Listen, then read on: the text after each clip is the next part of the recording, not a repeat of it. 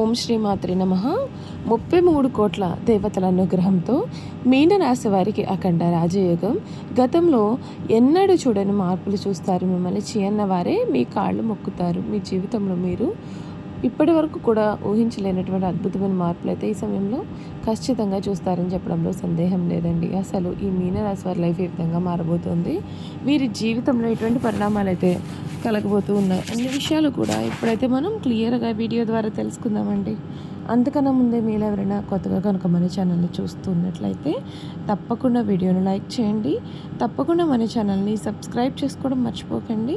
Subscribe చేసుకోవడంతో పాటుగా పక్కనే ఉన్న బెల్ ఐకాన్లో ఆల్ని ట్యాప్ చేయండి. ఈ విధంగా చేయడం ద్వారా మేము పెట్టే ప్రతి వీడియో కూడా మీకు నోటిఫికేషన్ రూపంలో కనిపిస్తుంది. మీరు మిస్ కాకుండా మన వీడియోని చూడగలుగుతారు. ఇక వీడియోలోకి వెళ్ళిపోయి మీనరాశి వారి గురించి తెలుసుకుందాం. ద్వాదశ రాశులలో మీనరాశి చివరిది. రాశి చక్రంలో ఇది 12వది.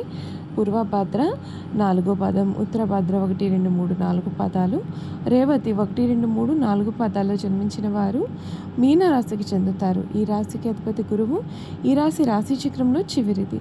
మీనరాశిని శరీరాశి, విశ్వభవ రాశి, జలతత్వ రాశి అని పిలుస్తారు. 2 చేపలు ఒకదాని తోక విప్పునకు మరి ఒక దాని తల ఉన్నట్లుగా ఈ రాశికి సంబంధించిన చిహ్నంగా శాస్త్రాల్లో చెప్పబడి ఉంది. ఈ మీనరాశి వారి లైఫ్లో ఈ సమయంలో కలగబోయే మార్పు ఏమిటో ఈ వీడియో ద్వారా చూసేద్దాం. శ్రీ లక్ష్మీ కటాక్షం విశేషంగా ఉంటుంది. అధికారులతో మర్యాదగా వ్యవహరించండి.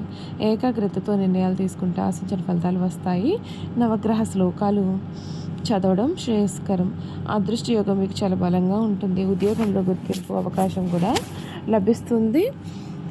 పెట్టుబడులకు అనుకూలమైన ఫలితాలను ఇస్తాయి. గృహభూ వాహన సంబంధిత అంశాల్లో శుభయోగాలు కనిపిస్తూ ఉన్నాయి. కుటుంబంలో ఆనందం, ప్రశాంతత కూడా పెరుగుతాయి. లక్ష్యాలను సులభంగా సాధించగలుగుతారు. శ్రీలక్ష్మి అష్టోత్తర పారాయణం మీకు శుభప్రదమైన ఫలితాలు కూడా ఇస్తుందని చెప్పడంలో మీకు సందేహం లేదు. 33 కోట్ల దేవతల అనుగ్రహంతో మీనరాశి జాతకులకు మాత్రం అఖండ రాజయోగం పట్టబోతోంది. గతంలో ఎన్నడూ చూడని మార్పులు చూస్తారు. మీనరాశి వారికి ఈ సందేశం మీకోసం. మీ జీవితంలో చాలా కాలంగా మీరు ఎదురు చూస్తున్న ఒక గొప్ప మార్పు ఇప్పుడు ప్రారంభం కాబోతుంది.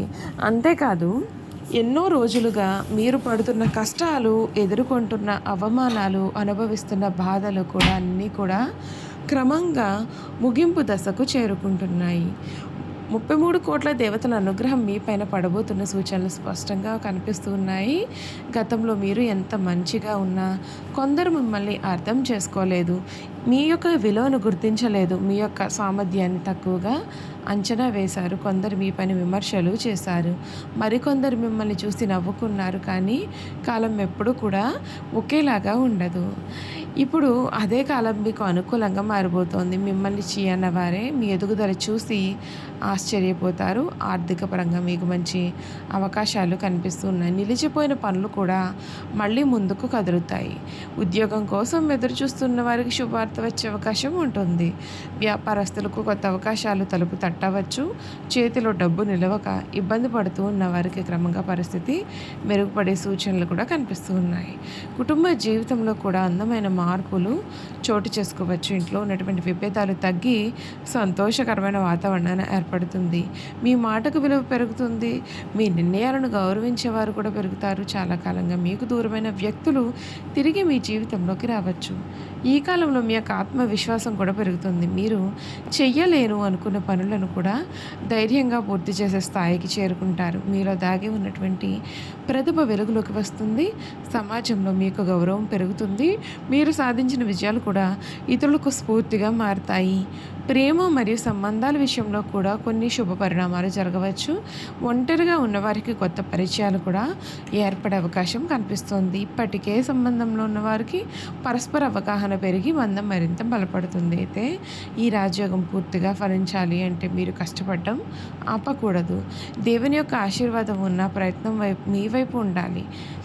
వినయం, సహనం, సానుకూల ఆలోచనలు కూడా మీకు మరింత విజయాన్ని తీసుకొస్తాయి. మొత్తం మీద మీనరాశి వారికి ఇది ఒక ప్రత్యేకమైనటువంటి కాలంగా చెప్పాలి. గతంలో ఎదురైన కష్టాలకు ప్రతిఫలం లభించే సమయం దగ్గర పడబోతోంది. మీరు కోల్పోయిన గౌరవం తిరిగి వస్తుంది.